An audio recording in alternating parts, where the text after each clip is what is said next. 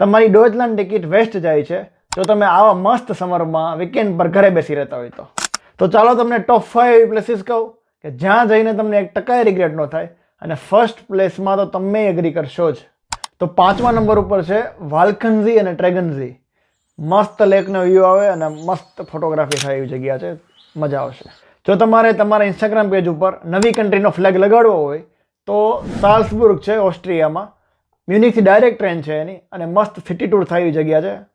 Third place ઉપર છે આઇબ્ઝી. એની એક ખાસિયત એ છે કે એનો જે લેક છે એમાં ઝુક્સપીટની જે પર્વતમાળા છે, highest mountain of the Germany, any reflection પડે છે અને બહુ મસ્ત જગ્યા લાગે છે, just believe me. Second place ઉપર છે પાટનાકલામ, જ્યાં મસ્ત નેરો વેલીમાંથી પાણીનો ફ્લો જાય છે અને બહુ મસ્ત લાગે છે, જેને ગોર્જ પણ કહેવાય.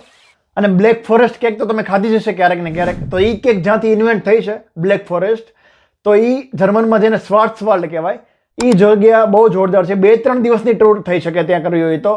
અને બધી જ વસ્તુ ત્યાં છે, જેમ કે સસ્પેન્શન બ્રિજ, તમે એને વિઝિટ કરી શકો. ટ્રી ટોપ વોક, મસ્ત આર્કિટેક્ચર છે એનું. અને રોડેલ બાર્ન, જેને તમે ક્યાંક વિડીયો જોયા જ હશે. પછી હાઇકિંગ કરી શકો, સિટી ટૂર કરી શકો, બોટિંગ પણ મસ્ત કરી શકો, લેક જોરદાર છે ત્યાં. અને કુકુ ક્લોક જે ત્યાં જ ઇન્વેન્ટ થઈ છે, એ પણ મસ્ત વસ્તુ છે. બહુ મોંઘી આવે છે પણ એ ત્યાં જ ઇન્વેન્ટ થઈ છે.